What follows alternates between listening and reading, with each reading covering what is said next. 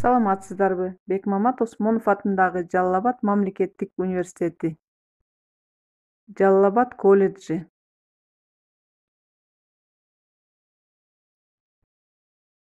Математиканын башталыш курсунун негиздери жана математиканы окутуу методикасы дисциплинасы. Окутуучу Нурматова Майрамгүл Нарбековна. Бүгүнкү практикалык сабак БКМ адистигинин студенттери үчүн сабактын максатын окуучунун окуп үйрөнүүсүнө карай түзүүнү үйрөнүү деп аталмакчы. Биздин сабагыбыздын максаты окуучунун позициясынан сабакка максат коюуну үйрөнөсүңөр, смарт критерийге таянып, анын ченелүүсүнүн маанисин түшүнөсүңөр, Блумдун таксономиясынын ой жүгүртүү деңгээлдерине мисал келтиресиңер. Сабактын максатын кантип коюу керек? Бул маселе албетте бизди эң негизги ойлондуруучу маселе болуп эсептелет. Максат деген эмне? Максат бул мугалим аркылуу алдын ала пландаштырылган натыйжа. Ага мугалим гана жетпестен сабактын бөлүктүү же бөлүмдүү өздөштүрүүнүн аягында окуучулар да жетиши керек. Сабакты пландаштыруунун алдында мугалим эң биринчи максат коюудан баштайт. Сабактын максатында окуучулар жетүүгө умтула турган негизги натыйжа аныкталат.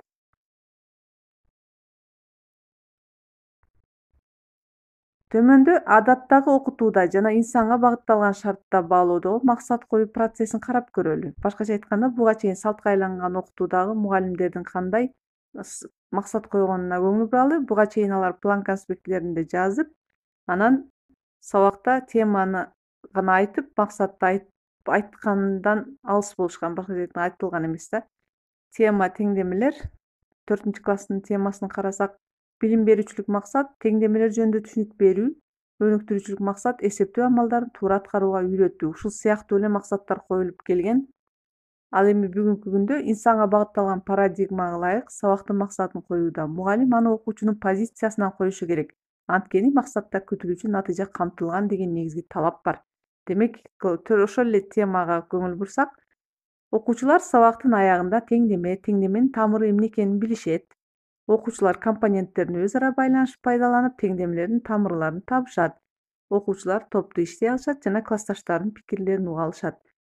Демек, ар бирине токтолуп кетсек, биз мурунку сабакта календардык тематикалык план түзүү деген сабакты өткөндө, ошол жерде күтүлүүчү натыйжага ылайык максат коюуну пландаштыруу деген пункт каралган, подтема катары. Ошондо биз сиздер менен ким, качан, эмне жөнүндө же болбосо эмнени билишет деген негизги суроолорго басым жасаганбыз. Максат койгондо биз ошолорго көңүл бурабыз деп. Демек, ким? Окуучулар.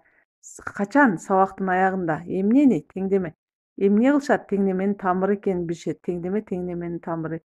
Теңдеме жөнүндө жана теңдеменин тамыры экенин билишет дейт. Ошолор жөнүндө билишет экен. Андан сырткары дагы эмне кылышат экен? Теңдемелердин тамырларын табышат экен. Эмненин негизинде табышат экен? Өзү ошол компоненттерин өз ара байланышып, пайдаланып табышат экен. Андан кийин 3-чү максат бул албетте тарбия берүүчүлүк максат. Биз айтып келебиз, тарбиялык максат угузулбайт окуучуларга деп, бул балдардын инсандык сапаттарын калыптандырууга багытталган максат. Тигил бул тема боюнча сабактын мазмунуна тиешелүү максат окуучунун ишмердиги аркылуу түйүнтүлган. Демек, инсанга багытталган парадигманын негизинде максат коюуда өзүңүздөр байкагандай биринчи суроо окуучулар бул сабакта эмнени билишет деген суроого жооп берет. Экинчиси окуучулар бул сабакта эмнени жасай алышат деген суроого жооп берет. Өзүңүздөр мына байкап анализ кылыңыздар ушул сүйлөмдөр боюнча. Ар түрдүү деңгээлдердеги окутуунун конкреттүү таанып билүү максаттарын коюуда эң натыйжалуу каражат катары Бенджамин Блумдун таксономиясы кызмат кылаары. Буга чейинки сабактарды өздөштүрүүдө деле билип келгенсиздер. Биз башка сабактардын методикасын өтүп келгенсиздер да. Таанып билүү максаттары билимдерди топтоо жана акыл көндүмдөрүн өнүктүрүү менен байланышкан бардык нерселерди камтыйт. Бенджамин Блумдун таксономиясы төмөнкү ой жүгүртүү көндүмдөрдүн иерархиясын билдирет. Ал билим же эстеп калуу, түшүнүү, колдонуу, талдоо, баалоо жана чыгармачылык деңгээлдери. Ар бирине өзүнчө токтолсок, билим деңгээли төмөнкү же баштапкы деңгээл. Бул деңгээлге таандык бардык максаттар өздөштүрүлгөн материалды механикалык түрдө кайрадан айтып берүү терминдери менен калыптанат. Башкача айтканда, эстеп калат, жаттап калат ошол нерсени укканы боюнча. Мисалы үчүн 1-20 чейинки сандардын аталышын 1-класстын окуучулары ушул теманы өздөштүргөндө кантип аталат 1, 2, 3, 4, 5 алардын ыратын, кайсыдан кийин кайсы келет, нумерация жана белгиленүүсүн эстеп калат, кантип жазылат. Демек, бул билим деңгээли экен. Андан кийин түшүнүү деңгээли. Демек окуучулар өздөрү түшүнгөн материалды өз сөзү менен айтып бериши керек. Башкача айтканда укканын башкага, бирөөгө, мугалимге, окуучуга, жанындагы адамга түшүндүрүп берет. Так сандарды аныктап бере алат, мисалы үчүн. Себеби сандардын катарында так сандардан сырткары жуп сандар да бар. Эмненин негизинде аныктайт. Демек ошол жерде закон ченемдүүлүктүн негизинде аныктап бере алат. Андан кийин колдонуу деңгээлинде максаттар алынган билимдер стандарттуу жана стандарттуу эмес тапшырмаларды аткарууда колдонуу дегенди көздөйт. Көрсө, жөн эле эстеп калып, аны бирөөгө түшүндүрүп бергенден сырткары эсептөөнүн жөнөкөй методдорун колдонот. Ошол нерсени кайсы бир иш-аракетти аткарууда колдоно алат экен. Кийинки талдоо деңгээлинде окуучулар өздөштүргөн материалды бөлөк түзүмдөргө ажырата алышат. Башкача айтканда ошол эле нерсени мына окуучулар санын көбөйтүүчүлөргө ажырата алат. Биз көбөйтүндү менен кайра аны ажыратуу бул өз ара тескери операция. Демек жалпылап кайра андан ажыратуу аркылуу талдоо, анализ. Баалоо деңгээлинде окуучулар алынган маалыматка карата өз мамилесин көрсөтө алышат. Ал эми баалоо деңгээлинде болсо, окуучулар алынган маалыматка карата өз мамилесин көрсөтө алышат. Өздөштүргөн жана жаңы материал жөнүндө мазмундуу баалоо пикирлерин жарата алышат.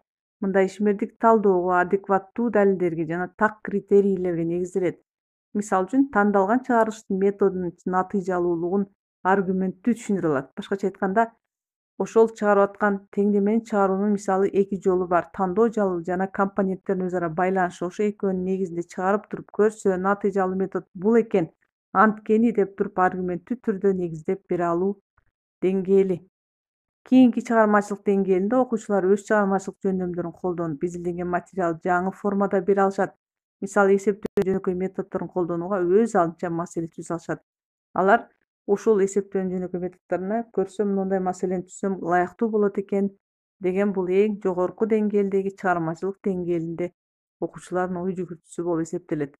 Ой жүгүртүү көндүмдөрдүн ыраатына көңүл буралы. Демек, Блумдун таксономиясы. Ар бир деңгээлге өзүнчө токтололу. Демек, билим деңгээлинде окуучулар эмне кылат экен, кабыл алат, эсине тутат, таанып билет экен дагы. Математикада конкреттүү түрдө биз бардык деңгээлдер үчүн бир эле теманы алалы, сантиметр, миллиметр. Максат билим деңгээлинде кандай жүрөт? Окуучулар сабактын аягында узундукту өлчөөнүн жана аталыштарын санап бере алышат, сантиметр, миллиметр экенин. Байкап туруңуздар. Ал эми түшүнүү деңгээлинде ал түшүндүрө алат, өзгөртө алат, көрсөтө алат. Демек, бул деңгээлдеги максат окуучулар сабактын аягында сантиметр менен миллиметрдин ортосундагы катышты аныктай алышат. Көрсө, жөн эле сантиметр, миллиметр деп айтып койгонго караганда түшүнүү деңгээлиндеги максаттын баяндалышы бөлөкчө болуп атат. Андан кийин колдонуу деңгээлинде, демек, окуучулар көйгөйлөрдү чече алат, билимдерин көрсөтө алат. Башкача айтканда, бул жерде биз этиштерди өзүңүздөр башка убакытта карап анализ кылыңыздар. Азыр эми максатка көңүл буралы. Колдонуу деңгээлинде максаттын баяндалышы. Окуучулар сабактын аягында сызгычты колдонуу менен берилген узундукту өлчөп эсептей алышат. Өз алдынча өлчөп, сызыктарды чыйа алышат. Демек, билим деңгээли менен түшүнүү деңгээлине караганда сызгычты колдонуп узундукту өлчөп атышат, эсептеп атышат, анан өз алдынча өлчөп, сызыктарды чыйа алышат. Андан кийинки талдоо деңгээлинде болсо, ошол максаттын формулировкаланышы окуучулар сабактын аягында узундук ченемдерин салыштыра алышат. Көрсө, чембирдиктердин сантиметр менен миллиметрдин ортосундагы туура келүүчүлүктөргө карап, кайсынысы чоң бирдик, кайсынысы кичине бирдик, эмне үчүн ал мынтип туюнтулат деген сыяктуу талдоолор аркылуу берилүүчү максат болуп эсептелип жатат. Андан кийин баалоо деңгээлиндеги карасаңыздар, дискуссияга катышуу баалайт жана тандайт дейт. Демек, окуучулар сабактын аягында узундуктун ченемдерин салыштыра алышат жана өз корутундуларын жасай алышат. Салыштыргандан сырткары көрсө, ушундай негизде төмөнкүдөй жыйынтык келип чыгат деп өзүнүн жыйынтык сөзүн, корутундусун жасайт экен. Анан мындан сырткары чыгармачылык деңгээлди камтып кетсек, чыгармачылык деңгээлде окуучулар өздөрү нерсени жаратышы керек. Ушунун негизинде төмөнкүдөй корутундудан сырткары кандайдыр бир идеяны жаратып, көрсөтүп, чагылдыра ала турган максатка ылайык сүйлөмдөрдү келтирсек болот. Конкреттүү болуш үчүн бүгүнкү сабакта окуу китебинен төмөнкүдөй бир сабакты алдым, атайын. 3 жана 4 сандарды кошуу жана кемитүү деген тема. Демек, эмне үчүн биз окуу китебинин бул беттерин көрсөтүп атабыз? Себеби максатты коердун алдында сиз болочоктогу, келечектеги мугалим катары биринчи кадам эмне жасашыңыз керек? Өзү максат коюунун биринчи жолдору бар. Ошонун бир жолун сиздерге көрсөтүп берейин. Демек, алгач мазмун менен таанышасыз. Кандай тапшырмаларды окуучулар аткарат? Бул сабакта кандай иш-аракеттер ишке ашышы мүмкүн? Мына өзүңүздөр көрүп тургандай, бул математика китебинин өзүнүн структуралык өзгөчөлүгү бар. Кандайдыр бир тапшырманы бергенден кийин сөзсүз үлгү катары, эрежелер, аныктамалар кошо берилет. Бул учурда мугалим окуучуларга түшүндүрүү методдорун туура тандаш керек. Ылайыктуу болгондой, натыйжалуу болгондой тандалышы керек. Мына өзүңүздөр байкап тургандай, ооба, тегерек ондуктар бирдиктердей кошулат жана кемитилет, суммада жана айырмада тегерек ондуктар пайда болот деп үстүндө бир орунду сандар, он ичиндеги, андан кийин 2 орунду сандар болгондо да тегерек ондуктар, алардын суммасы жана айырмасы кантип табылып атат түшүндүрмөсү менен ылдый жагында 3 орунду сандар, тегерек жүздүктөр, тегерек миңдиктер, кош кемтүү, анан асты жагында окуучулар өз алдынча аткара турган мисалдар келтирилип турат.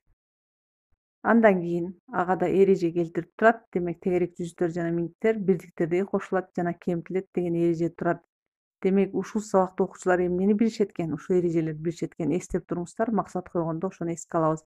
Андан сырткары маселелер бар экен. Демек, белгисиз компоненттерди табууда ошол амалдарды туура коюп, туюнтманы туура түзүүгө карата берилген. Бул тапшырмалардын ортосунда логикалык байланыш бар. Анткени текстик маселе болгону менен мунун түзүлүшүндө келип чыккан туюнтма ошол биздин темага байланыштуу туюнтма келип чыгаарына биз ынанабыз. Ошол себептен андан кийинки негизги басым жасай турган нерсе бул математикалык компетенттүүлүктөр, башкача айтканда предметтик компетенттүүлүктөр. Мына күтүлүш боюнча күтүлүүчү натыйжалар сүрөттөлүп турат. Предметтик стандарттын ушул бетинен алдым. Ушул сүйлөмдөрдүн ичинен бир күтүлүүчү натыйжа биздин ушул сабагыбызга ылайыктуу келет. Ошондо биздин учурда кайсынысы туура келет экен? Албетте 3 жана 4 орунду сандарды кошууну жана кемитүүнү, амалдардын касиеттерин, байланышын билет деген күтүлүүчү натыйжа ушул сабактын соңунда ишке ашат. Ошондуктан бул жерде сиздерге план конспект кийинки сабакта биз түзүү боюнча тема сабак өтөбүз. Мына ушул жердеги цифралар эмнени түшүндүрөт экен дагы бир жолу эске салып кетели. Анда эмесе бул жердеги бизде биринчи турган цифра бул классты түшүндүрөт. 3-класс. Экинчи турган цифра бул мазмундук багытты түшүндүрөт. Ал 5-чи мазмундук багыт арифметикалык амалдар.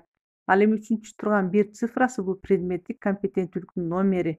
Математикалык жаңы маалыматтарды аң сезимдүү кабыл алуу, аны колдонуу жана элементи менен жаза билүү компетенттүүлүгү. Акыркы турган цифра күтүлүүчү натыйжанын номери. Демек, дагы бир жолу бул кодировканы эстеп алыңыздар. План конспект түзгөндө күтүлүүчү натыйжаны биз стандарттын ичинен алып атканда сабактагы өтүлүүчү мазмунга таянып, чындап эле ушул күтүлүүчү натыйжага окуучулар ушул сабакта жетишет экен деп туруп ошол сүйлөмдү көчүргөндө анын кодировкасын кошо жазууну унутпайбыз. Андан кийин биз мына сабактын максатын коюуга кириштик. Демек, ошол тема аталышы, максаты. Эске салалы кайрадан. Окуучулар тегерек миңдиктерди кошуу жана кемитүү, тегерек ондуктарды, жүздүктөрдү кошуу жана кемитүү эрежелери менен аткарылаарын билишет. Көрсө, буга чейин окуучулар ошол эрежелерди билчү эле да. Ошонусуңар ушул сабакта булар эмнени билди? Миңдиктерди дагы кошуудагы эреже ошол экендигин билишти. Андан сырткары эмнени жасашат анда алар бул сабакта? Ошол эрежелерге таянып маселелерди чыгарышат. Себеби маселелерди кантип чыгарышат? Туюнтма түзүү аркылуу чыгарышат. Ошондуктан бул эмнени жасашат деген суроого жооп берип жатат. 3-чү максатыбыз тапкычтыкка, байкагычтыкка көнүгүшөт. Анткени 3-чү класстын окуучулары ошол жазуулардан көрсөм могу нерсе буга байланыштуу экен да, бир орунду сан үчүн кандай болсо 2 орундуда деле ошого таянылган экен да деген байкагычтыктарын калыптандырууга арналат инсандык сапаттарын. Демек, өзүңүздөр жакшылап карайсыздар. Билим берүүчүлүк максат, өнүктүрүүчүлүк максат жана тарбиялык максаттын үчөөнүн структуралык өзгөчөлүктөрүнө басым жасайбыз. Эми ушул нерседе биз эч эстен чыгарбай турган дагы бир нерсе бар. Биз бул максаттарды койгондо смарт критерийге таянып коюшубуз керек жана анын ченелерин аныкташыбыз керек. Мынакей сабактын максаты смарт критерийлерге эске алынуу менен коюлуш керек. S деген биринчи специфик, конкреттүү деген спецификалуу, ар бир предметтин өзүнүн спецификасына жараша сүйлөмдөрдүн баяндалышы өзгөчөлөнөт. мекен таанымы көзүнчө, эне тилинин көзүнчө, математиканын көзүнчө. Себеби предметтин өзүнүн тиешелүү эреже аныктамаларына жараша болот. Measurable чен эле же өлчөнө турган. Achievable деген жетиш эле ишке ашырыла турган. Realistic реалдуу натыйжага багытталган. Time bound деген убактысы аныкталган. Башкача айтканда 45 мүнөттүн ичинде конкреттүү сүрөттөлүп, баяндалып, чындап эле чен эле тургандай, ошол максатка жете тургандай, реалдуу боло турган максатты коюшубуз керек. Андан соң мына караңыздар. Демек кайра артка кайталы. Биз сиздер менен инсанга багытталган окутуу менен адатта мурдагы бизге немеге көнүмүш адатка айланган окутуудагы эки максаттын кайсынысын азыр смарт критерийге ылайык ченелерин көрөлү. Демек теңдемелер жөнүндө түшүнүк берүү. Теңдемелер жөнүндө кандай түшүнүк берүү? Эмне теңдеменин эмнеси жөнүндө түшүнүк берүү?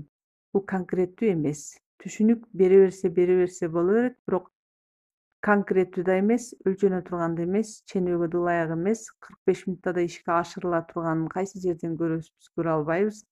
Эсептөө амалдарын туура аткарууга үйрөтүү дейт. Кайсы эсептөө амалдарын кандай эсептөө? Кошуубу, көбөйтүүбү, кемитүүбү, бөлүүбү же болбосо компоненттердин ортосундагы байланышпы? Мына конкреттүү жазылган эмес, ошон үчүн бул ченелбейт мындай максат. Ошондуктан кайрадан биз өз максатка кайталы. Мына караңыздар. Конкреттүү түрдө айтып атат. Окуучулар тегерек мүнөттөрдү кошуу жана кемитүүнү, тегерек ондуктарды, жүздүктөрдү кошуу эрежелери менен аткарыларын билишип атат.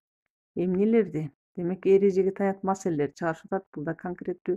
45 мүнөттүн ичинде ошол нерселер ишке ашат.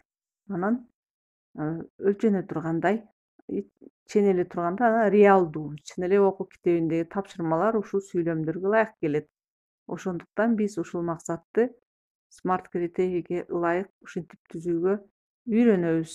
Эми силерге тапшырма. Ушул бүгүнкү сабакта айтылгандар боюнча мен АВНден жөнөткөн 3-практикалык сабактын атайын иштелмеси бар. Ошол жерде сабактын максаты кантип коюу керек деген текст бар. Биз азыр бүгүнкү видео сабакта айтылган материалдардан сырткаркы материалдар бар.